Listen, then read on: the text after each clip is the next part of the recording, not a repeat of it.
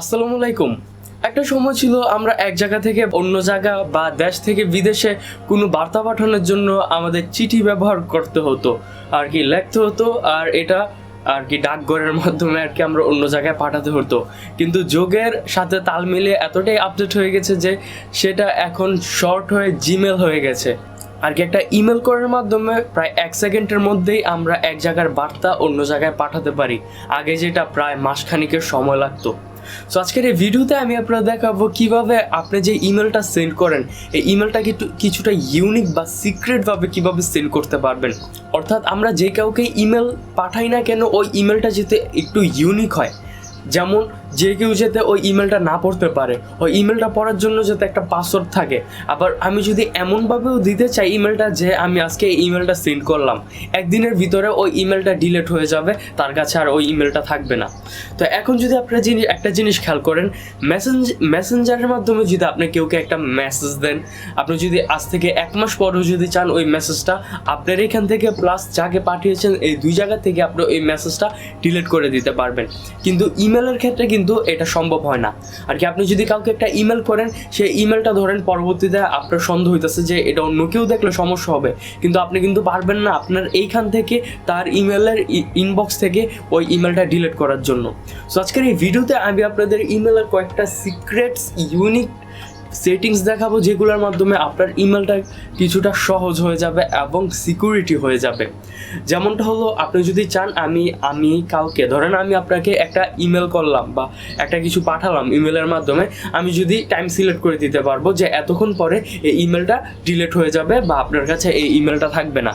অথবা আমি যদি চাই আমি এই ইমেলটা আপনাকে সেন্ড করব, আপনি সোজাসুজি ইমেলটা দেখতে পারবেন না, একটি পাসওয়ার্ড থাকবে, ওই পাসওয়ার্ডটা দেওয়ার পরেই আপনারা এই ইমেলটি দেখতে পারবেন।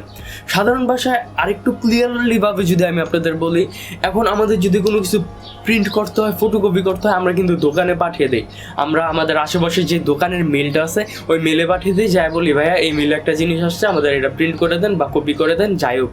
তো আমরা যদি ধরেন এটা পাঠিয়ে দিলাম, তো এমন যদি কিছু থাকে ওই দোকানদারের কাছে থাকলে এটা সমস্যা হবে, তাহলে আপনারা এই পাসওয়ার্ডটা সেট করে দিতে পারেন বা একদিন পরে বা এতক্ষণ পরে এই জিমেলটা তার কাছে থাকবে না, এইভাবে সেট করে তার কাছে সেন্ড করলেন। তো আপনি ওইটা প্রিন্ট আউট করে নিয়ে আসলেন, তার ইমেল বক্স থেকে এটা অটোমেটিকলি ডিলিট হয়ে যাবে। তো যার ফলে আমাদের সবারই অনেক সুবিধা হবে এবং আমরা নির্দ্বিধায় এই ইমেলটা আর একটু ভালোভাবে ব্যবহার করতে পারবো। সো গাইস, আপনারা আপনাদের মোবাইল ফোনটি নিয়ে নেবেন।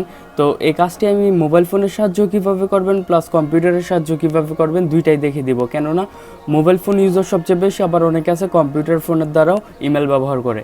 তো যারা ফোন ইউজার আছে তারা তো জিমেল অ্যাপটি ওপেন করার পরে এখানে দেখতে পাচ্ছেন প্লাস আইকনে, প্লাসে ক্লিক করবেন। এখান থেকে আপনারা যে জিমেলটির ভিতরে পাঠাতে যাচ্ছেন সেই জিমেলটি দিয়ে এখানে আপনাদের জিমেলটি টাইপ করে দিয়ে দিবেন। তারপর এখানে আপনাদের সাবজেক্টটি লিখে দিবেন IMPOR ইম্পর্ট্যান্ট আমি লিখে দিলাম। তো এখানে আপনারা কম্পোজ মেল, তো এখানে আপনারা আপনাদের মেলটি কম্পোজ করে দেবেন, আপনারা কি মেলটি লিখতে চান। তো সব কিছু আপনাদের ওকে হওয়ার পরে তো এখান দেখতে পাচ্ছেন যে 3 ডট আইকন, এখান থেকে দেখতে পাচ্ছেন কনফিডেন্সিয়াল মোড, আপনারা এখানে ক্লিক করবেন। তো এখানে দেখতে পাচ্ছেন সেট এক্স, তো এখানে যদি আপনারা ক্লিক করেন তো এখানে দেখতে পাচ্ছেন যে আপনারা 1 day 1 week 1 month 3 month 5 years পর্যন্ত ম্যাক্সিমাম আর কি ডেট আছে। তো আপনারা এখান থেকে যে ডেটটা সিলেক্ট করবেন, সাপোজ আমি 1 ডে এটা সিলেক্ট করে দিলাম, তো এই যে সিলেক্ট হয় নাই, তো এখান থেকে আমি 1 ডে তারপর ডানে দিয়ে দিলাম। তো একদিন পরে আমি যাকে ইমেলটা পাঠাবো একদিন পরে সেখান থেকে এটা ভ্যানিশ হয়ে যাবে। আর এখন যদি চান আপনারা এখানে পাসওয়ার্ড সিস্টেম করে দিতে, যাকে পাঠান সে একটি পাসওয়ার্ড দেওয়ার পরে ইমেলটা ওপেন করতে পারবে, তাহলে এখান থেকে পাচ্ছেন ইনকোয়ারি পাসওয়ার্ড। তো আপনি এখানে ক্লিক করবেন, করার পর এখানে দেখতে পাচ্ছেন SMS পাসকোড। তো এখানে যদি ক্লিক করেন তারপরে আপনাদের সব দেশে এটা অ্যাভেলেবেল না, তো মনে হয় বাংলাদেশে এটা অ্যাভেলেবেল না।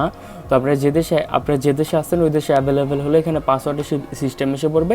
আপনারা খুব সহজে পাসওয়ার্ডটি দিয়ে এখান থেকে সাইন দিয়ে দেখতে পাচ্ছেন একটা আর কি ইম্পর্টেন্ট মেল যেমন সেরকম হয়ে গেছে। তো এখান থেকে সেন্ড করলে চলে যাবে।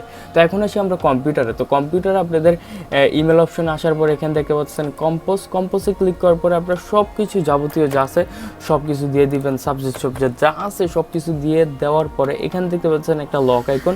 এই লক আইকনে যদি আপনারা ক্লিক করেন দেখতে পাচ্ছেন মোবাইলের মতো সেম ইন্টারফেসটা আপনারা এখানে দেখতে পাচ্ছেন। যদি টাইম সেট করেন 1 উইক 5 ইয়ার্স পর্যন্ত টাইম আছে, আর এখান থেকে দেখতে পাচ্ছেন SMS পাসকোড।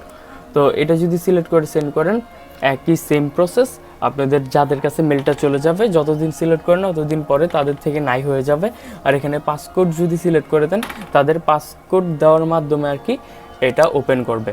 সো গাইস, আশা করি এই সম্পূর্ণ ভিডিওটি আপনাদের অনেক ভালো লেগেছে। যদি ভালো লেগে থাকে একটি ভিডিওতে একটি লাইক দেন, চ্যানেলটিকে সাবস্ক্রাইব করে পাশে বেল আইকনটি বাজিয়ে দেন। আজকের জন্য এই পর্যন্তই। সবাই ভালো থাকবেন, সুস্থ থাকবেন। আল্লাহ হাফেজ।